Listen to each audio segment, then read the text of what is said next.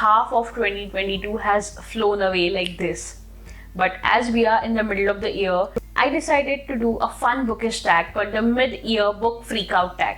Now, I have watched a lot of other booktubers do this fun tag over the years, and hence I decided to do it too. So here's my version of the fun book tag called the mid-year book freakout tag for the year 2022.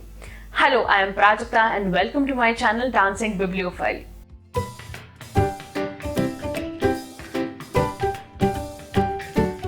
If you are new here, make sure to subscribe to my channel and hit the notifications bell so as to get notified every time I post a new video, which is almost every week. So let's get started with the questions.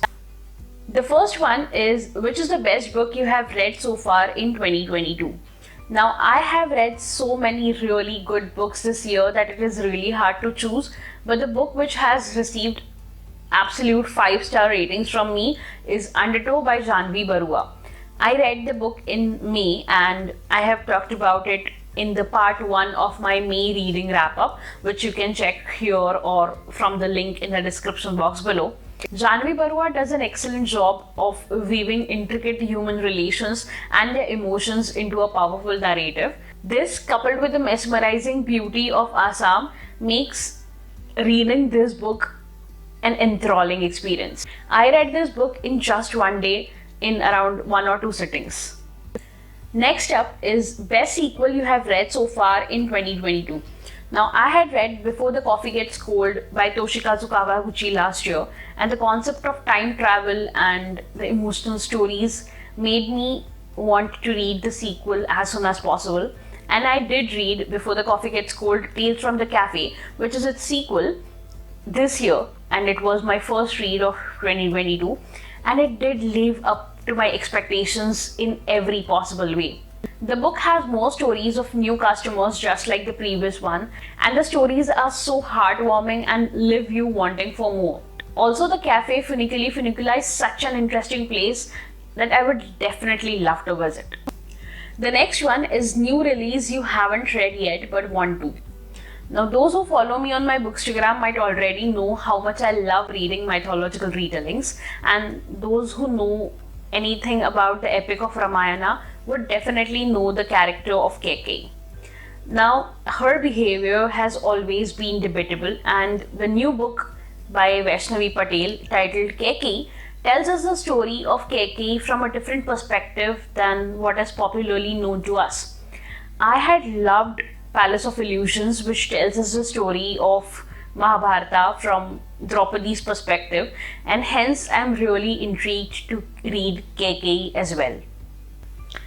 The next is, which is the most anticipated release for the second half of the year? It is Things We Do in the Dark by Jennifer Hillier. It is a thriller, and when I read Jar of Hearts, another thriller written by Jennifer Hillier around a couple months back, the twists and turns in the story kept me hooked right till the end. I totally loved Jennifer's storytelling in it, and I'm really excited to read her upcoming release as well, which is The Things We Do in the Dark. Next one is my biggest disappointment. Now, I love to read mysteries quite a lot, and after reading amazing reviews of this book, I was really excited to read it, but it did not turn out to be a great read for me. The book I'm talking about is The Maid by Neeta Prose. I found the character of Molly so weird and ironic that it hampered the overall reading experience of the book, even though the story does have a few strong points to it. I know a lot of people have loved this book, but it just did not work for me that well. The next one is my biggest surprise.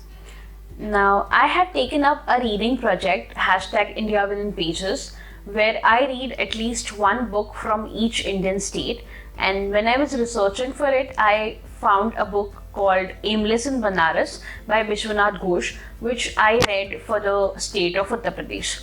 Now, I had not heard about this book at all, but when I read the blurb, I found it interesting and went ahead and read it. And I really loved the book. The author, as the title suggests, aimlessly roams around the ghats of Banaras, that is Varanasi, and records his experiences and thoughts in the book. It is a fresh take on travel writing, and The book made me want to visit the Ghats of Banaras as soon as possible myself. The next is, who is my favorite new author? Now, I love reading historical books, and one amazing book which I read this year was Daughters of the Sun by Ira Mukhoti. The book tells us about the women of the Mughal dynasty who are hardly ever spoken of. It gives us a detailed account of all the women, may it be sisters, mothers, wives, or even daughters of various Mughal Padshahs, and Ira Mukhoti has done a great job at combining all of their stories into a single cohesive narrative. I loved Ira Mukhoti's writing style a lot, and I can't wait to explore more of her works. The next question is, who is my newest favorite character? My favorite fictional character for the year 2022 so far is Saraswati Chandra from the book Saraswati Chandra, written by Govardhan Ram Tripathi.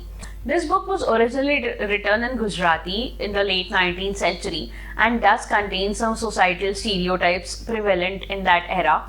But in spite of it, the virtuous character of Saraswati Chandra definitely stands out. The book also shows some of his faults, thereby humanizing his character. As the title suggests, the story revolves around Saraswati Chandra, and even after I finished this book, his character definitely stayed with me for a long time. The next is the book that made you cry. Even though I was aware of the Vietnam War, I had hardly read any books talking about it. But in the month of May, I read the graphical memoir by Thi Bui, The Best We Could Do, which talks about her family during and after the Vietnam War. Even though I hardly cry while reading the books, the harsh realities faced by the Vietnamese people during the war definitely saddened me to a great extent. The next is a book that made you happy. This might not come as a surprise, as it is a book written by my favorite author, Ruskin. No Man is an Island. This book contains simple short stories around the topics of friendship, companionship, and bonding. And Bond's simple yet beautiful writing definitely makes you happy every time you read them. The next one is the most beautiful book you have watched so far this year. For this, I would like to choose the latest release by Aanchal Malhotra, which is In the Language of Remembering. It is a beautiful hardcover, and I love its cover and the meaning of it in the context of the book. And now moving towards the last question, which books do you need to read by the end of the year? I mean, I have an endless pile of to-be-read books, but if I had to choose a few of them which I wish to finish till the end of the year 2022, they will be A Suitable Boy by Vikram Seth, In the Language of Remembering by Aanchal Malhotra, Lords of the Deccan by Anirudh Kanisetti, Indian Summer by Alex von Tunzelmann, and Tomb of Sand by Gitanjali Sri.